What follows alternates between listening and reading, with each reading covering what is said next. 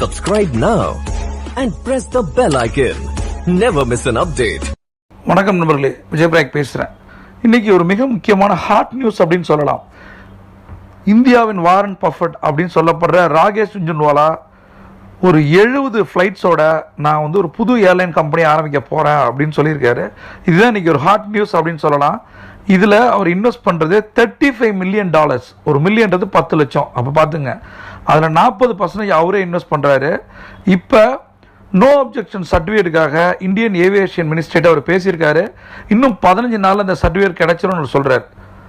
இதில் என்னென்னா, இந்த அல்ட்ரா லோ காஸ்ட் ஏர்லைனோட பேர் ஆகாஷா ஏர் அப்படின்னு வச்சுருக்காரு.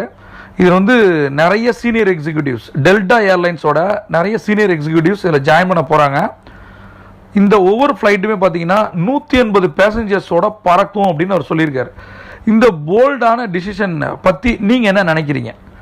இந்தியாவோட வாரன் பஃபன் சொல்லப்படுற ஜுன்ஜுன்வாலா நிறைய ஏர்லைன் கொலாப்ஸை பார்த்துக்கிட்டு இருக்காரு. சரியா? இது உங்களுக்கு தெரியும். இது ஃபேர் ஒரு பெரிய ப்ராப்ளம்.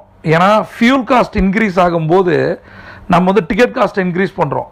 அது இல்லாமல் இப்போ ஏர்போர்ட் சார்ஜஸ், இது மாதிரி நிறைய ஃபேக்டர்ஸ் பல பெரிய விமான நிறுவனங்களை காணாப்போ வச்சிருச்சு. ஆனாலுமே இப்போ என்ன பண்ணியிருக்காரு அப்படின்னா, இவ்வளோ பெரிய ரிஸ்க் எடுத்து இவ்வளோ பெரிய இன்வெஸ்ட்மெண்ட் போட்டு இப்போதைக்கு ஒரு ஏர்லைன் தேவையா அப்படின்னும் போது அவர் சொல்கிறாரு, நான் நம்புகிறேன் உலகத்தோட fastest growing aviation market India தான். சரியா? அதனால் இந்த பிராண்ட் நியூ கரியரை நான் ஸ்டார்ட் பண்ண போகிறேன். என்னோட முதல் பிளானே எப்படின்னா, இருக்கிறதுலையே உடச்சி கொடுக்க போகிறேன். அது லோ ஃபேரில் தான் கொடுக்க போகிறேன். சரியா?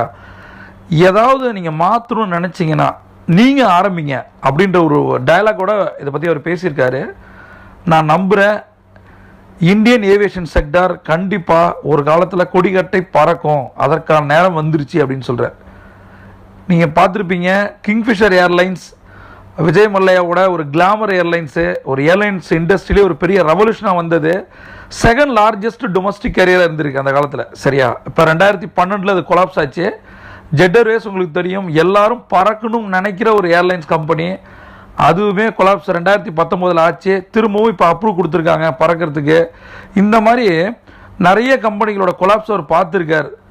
அது மட்டும் இல்லாமல் ஏர் ட்ராவல் அப்படின்றது உலகளாவிய நிறைய பீக்கில் இருக்கும்போது தான், பூமிங்கில் இருக்கும்போது தான் இந்த மாதிரி கோவிட் வந்துச்சு. சரியா? அதனால் இந்தியன் ஏவியேஷன் இண்டஸ்ட்ரியும் ஒரு மிகப்பெரிய ரிஸ்க்குக்கு தள்ளப்பட்டது. சரியா? இப்போ தேர்ட் வேவ் வரப்போகுதுன்னு சொல்கிறாங்க. பட் தேர்ட் வேவ் முடிஞ்ச பின்னாடி இவங்க இப்போ இந்த ராகேஷ் ஜுன்ஜுன்வாலா 15 டேஸில் என்ஓசி எதிர்பார்க்குறாரு. அது கண்டிப்பாக கிடைச்சிரும். சரியா? அதுக்கப்புறம் இந்த ஏர்லைன்ஸ் இண்டஸ்ட்ரி மிகப்பெரிய ஒரு பூமிங்காக இருக்க போகுது. சரியா?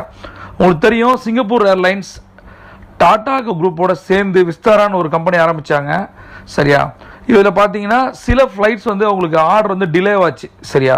அது மட்டும் இல்லாமல் இப்போ நம்ம போயிங்காக இருக்கட்டும், ஏர்பஸாக இருக்கட்டும், பொம்பார்டியராக இருக்கட்டும், இந்த மாதிரி விமான கம்பெனிகளுக்கு பேமெண்ட்டே ஒரு பெரிய இஷ்யூவாக இருந்துகிட்டு இருக்கு இப்போ இருக்க நேரத்தில். ரைட்டா?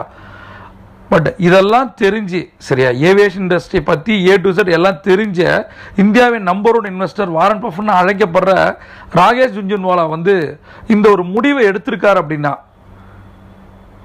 எதற்காக அதை எடுத்தார், அவர் என்ன பண்ண போறார் அப்படின்றத நான் உங்கள்கிட்ட கேட்குறேன். இதில் என்னோட சில இன்புட்ஸ் என்ன அப்படின்னா, ஏர்லைன் இண்டஸ்ட்ரி கொலாப்ஸ் இருக்கும்போது, எந்த ஒரு இண்டஸ்ட்ரியும் கொலாப்ஸாக இருக்கும்போது நாம் இன்னைக்கு பார்க்குறோம், இன்னைக்கு சரியில்லை அப்படின்னு சொல்லிட்டு ஒரு கடையோ ஒரு கம்பெனியோ நம்ம மூடுறோம். ஆனால் நாளைக்கு ஒரு பிரகாசமான எதிர்காலம் வரலாம். சரியா? கோவிட் வேவ் 1 வந்துச்சு, 2 வந்துச்சு, இப்போ 3 வரப்போகுதுன்னு சொல்கிறாங்க. மேபி அது வருது, வரலை. அதற்கு அப்புறம் நம்மளுடைய இண்டஸ்ட்ரி எப்படி இருக்கும், அதற்கான ப்ரொஜெக்ஷன் என்ன, ப்ரெடிக்ஷன் என்ன, இதுதான் P² சக்ஸஸ் நான் சொல்லுவேன். இப்போ ஏவியேஷன் இண்டஸ்ட்ரி இந்த அளவுக்கு ஒஸ்ட்டாக இருக்கும் போதே அவர் முடிவு எடுக்கிறார். அதுவும் அவர் இப்போ இன்வெஸ்ட் பண்ணுற காசு பாருங்கள், எவ்வளோ மிகப்பெரிய ஒரு தொகை. அதில் 40% அவரே இன்வெஸ்ட் பண்ணுறார். ரெண்டாவது, டெல்டா ஏர்லைன்ஸ் இருக்க சில சீனியர் எக்ஸிக்யூட்டிவ்ஸை உள்ள போர்டில் கொண்டு வர்றார். அடுத்தது 40க்கும் மேற்பட்ட மிகப்பெரிய பில்லியனர்ஸை அதில் இன்வெஸ்ட் பண்ண வைக்கிறார். யோசிங்களேன், ஒரு பிஸ்னஸ் ஃபெயிலியர் ஆகுதுன்னா என்னென்ன காரணங்களால் ஃபெயிலியர் ஆகுது, அதை மாற்றுவதற்கு நம்ம என்னென்ன பண்ணணும். இதுவே ராகேஷ் ஜுன்ஜுன்வாலாவோட இந்த புது ஆகாஷா ஏர்லைன்ஸே நமக்கு ஒரு கேஸ் ஸ்டடி. அது மட்டும் இல்லை, உங்களோட இன்புட் என்ன அப்படின்றத நீங்கள் கமெண்ட் பேஜில் ஷேர் பண்ணலாம். See you on top.